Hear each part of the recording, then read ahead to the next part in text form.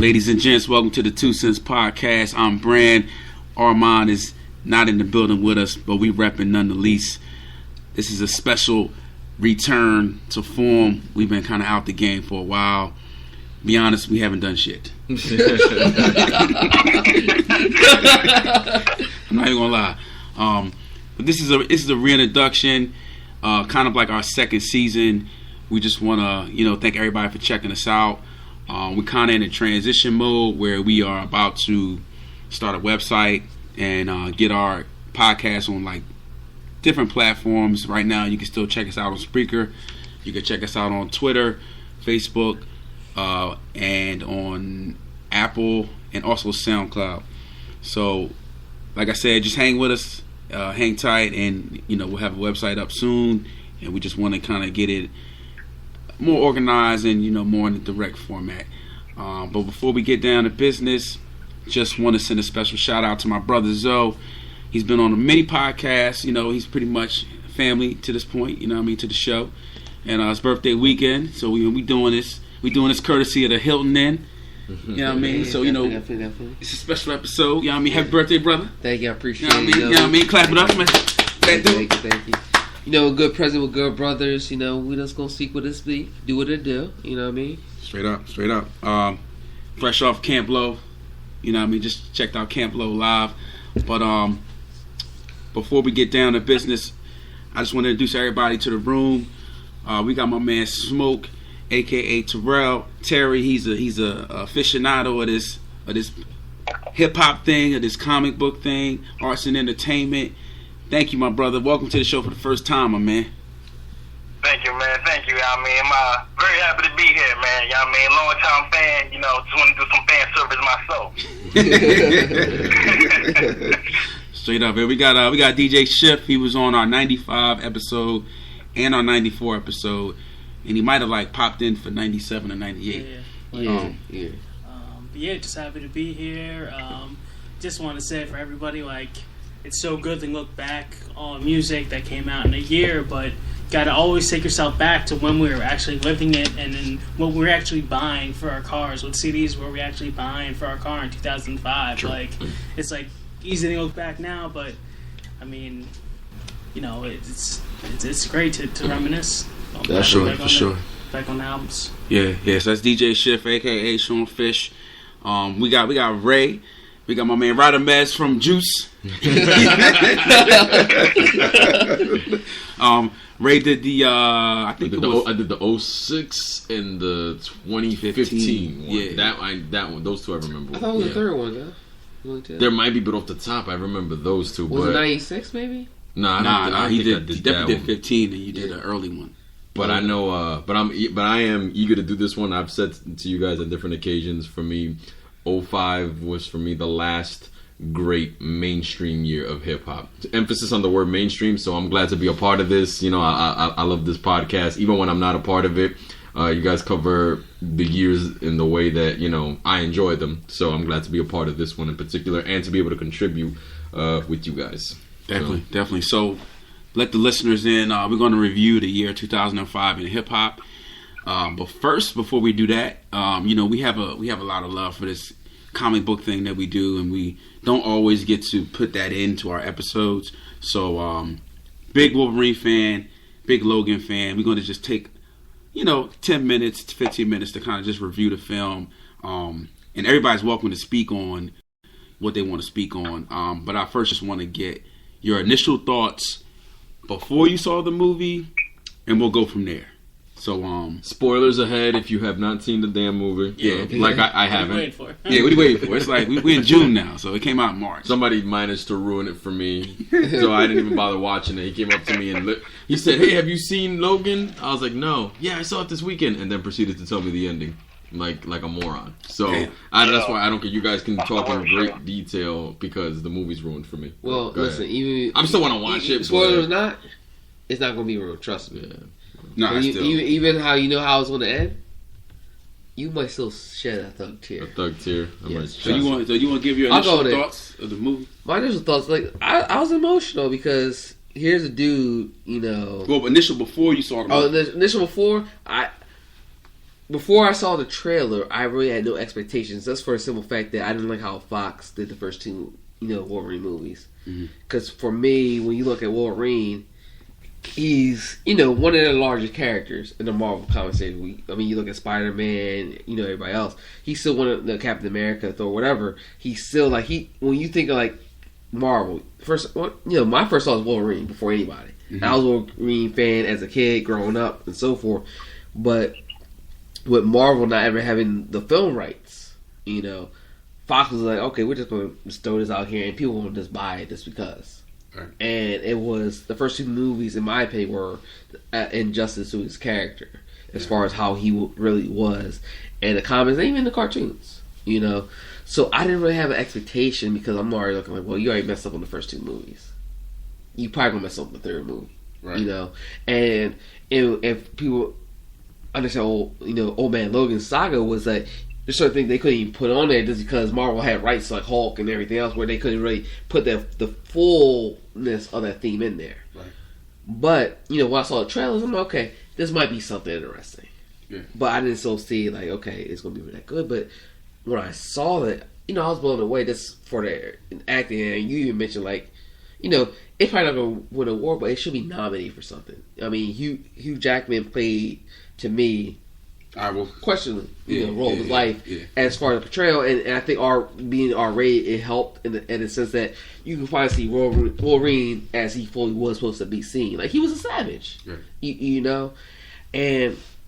But we look on what I think what got me with the relationship aspect. Well, hold on. We just we'll get there. Yeah, we'll get there. Yeah. Smoke, you want to give your initial thoughts before you even saw the film? All right, my initial thoughts before I seen the film. Now, just going back to what my man said, like the first two movies, like the first two movies weren't great, but I still, to some extent, I still like the first one because they had like an arcadey feel, even though they kind of ruined with the characters, like Deadpool. But the first one had an arcadey feel, so it was like, all right, it was passable because I liked the character. The second movie, I liked a little more because you saw more story arc, more character development with the character. Like you see him be vulnerable, like something that you never had seen him really be. And I kind of like that. I like that whole shift to the movie, even though like the end of the movie that was whatever. Now coming to the third movie, when you watch the trailer, it's no spectacle, it's no special effects. You know what I mean? The trailer started with the Johnny Cash music. Like, it just had this gritty, grounded feel to it. Just completely 180 from all the other movies. And that alone had gathered all my interest in the movie. Right. Because I'm like, this is something like, this is not like any other Marvel movie. All the other Marvel movies got glitz and glam, all the bells and whistles. This is just coming in the straight raw. Like, this is what's going on. He's old. He's tired. He's miserable. You got Patrick Stewart in there in the mix of it. He's old, tired, you know what I mean? It's an underlying story with him, but he's not, Logan won't tell him what's going on. Just the way it looked in general, like, it just gathered my interest, like, right from the rip. Just because the trailer was just so different. It looked more like an independent film than a comic book film. Mm-hmm. And that alone, that was just pretty much like, all right, I don't know what's going on in here. Like, it looks raw, it looks crazy, and it's rated R. Like, say no more, you got my money. And that was just it for it. Yeah, for me, I'm a sucker for Wolverine. You know what I mean? I went to see all those films, and I agree with you, Smoke. I would say before this film, I would say they really didn't give Hugh Jackman the right platform. Yeah.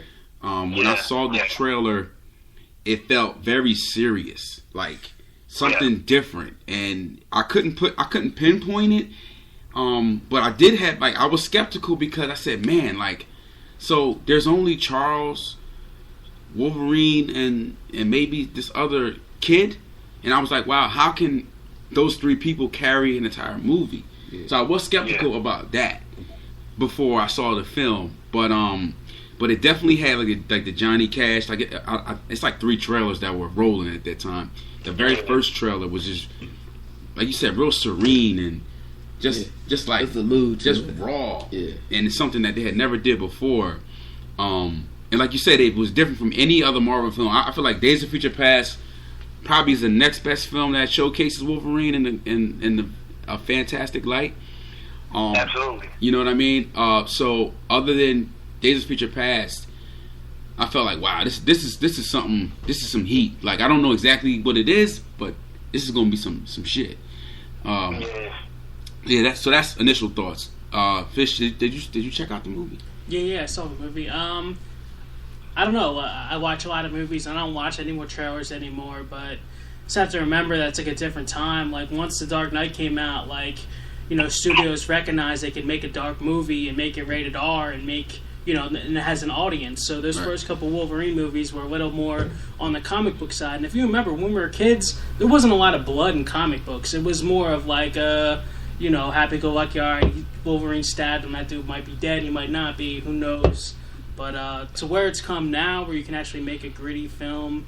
I actually went and saw it in black and white, too. Damn. So like, I really liked it. And I mean, you know, when you're seeing how violent this movie can be and is, when you see it in black and white and the blood loses effect, it's not about like the violence is like a second, you know, third story in the plot of the film. So I was really excited to see it just because I knew it was going to be gritty, like everybody said. And that rated R thing kind of like set the tone. Like, you know, if you were a true fan, you're trying to come see the rated R version of, you know, like, you know, the drinking Wolverine, you know, types out of it. So, because I mean, it was mentioned in the first couple Wolverines. He had a bar scene or something, but this is where he's got a bottle like in his glove box, you know, like right.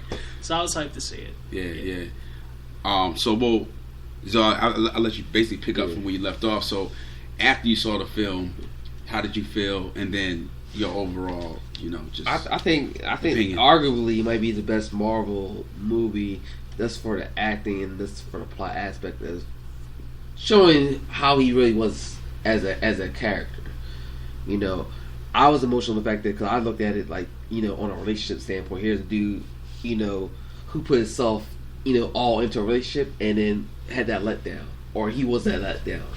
You know, and that was one of the things was like, you know, and they didn't really talk about, but like in the comic books, if you look at Old Man Logan as a comic book standpoint, he was drugged thinking that, okay, I'm killing these enemies, and he ended up killing everybody in the house. He killed Jean, Cyclops, and everybody else. Right. So they kind of touched on that movie, but they couldn't go, you know, but so far just because of different film rights. Yeah. So when you know, and it's funny because Charles was like, you know, remember before Charles got killed by X-24, he's like, I understand why you're so upset now. I understand why you feel the way you feel, because you killed everybody that you love. And you didn't realize it till it was too late. You know, and I look at it like in different relationships I've been, you know, you put so much forth into something and you don't receive it back. Yeah. And at times he didn't receive it. Man, he loved Jean Grey, but that was his woman. Right. That was Cyclops' woman. Right. He you know, so I was almost like I looked at myself when I saw him and this what he went through. I mean, one of the scenes that, you know, hurt, you know, caught me was like, you know, after Charles is dead and, you know, his daughter grabs his hand like, you know, it's okay to be sad. So, and he couldn't show that. Yeah. He didn't know how to react to that. Like, why do you care about my feelings? What the fuck? Like, get away from me, you know? Yeah. And that really touched me because it's like, I struggle, you know, showing emotion at times because it's like, you know, especially in our culture, it's like almost like it's like a weakness in a sense. Like, you're not allowed to be emotional. You're not allowed to cry, you know, when we should be. Right. When we should be able to, you know, express that, especially at the end of the movie, and when you see like, and you're just looking like, heal, come on, you can come back. Right. That's your power. Right. And he can't heal no more. Right. And it's like, no, like he ain't, like, no, it ain't going down. Yeah. I don't care about the spoiler, he ain't going down like that. You that. in denial, like. You will get the serum. Right. And you will be good in about 5 minutes, and he's not like. Right. That fucked with me. Like I almost shed a couple tears. Like I had to kind of like contain myself because like I went there by myself, dolo. Yeah. I'm like, I'm not trying to see these people see me cry like this. You know, I ain't trying to see people so cry. I'm not gonna be an abomination of myself. You know what I mean? But I went home like sad. Like I was really hurt after that movie. Like this is not the way it's supposed to go down. Like especially when you see how Charles goes down. Like damn. Yeah. And you can see because you almost had like the father-son dynamic. Granted, he wasn't his father, but how they would argue, like, "Oh, you were a disappointment, you were this," you know, and how they would go back and forth. And you know, like I said, like here's a guy who wasn't a real character, but I idolized as a kid, like if I was a superhero, I'll be him. You know, he can heal. I can take a Absolutely. bullet. I can do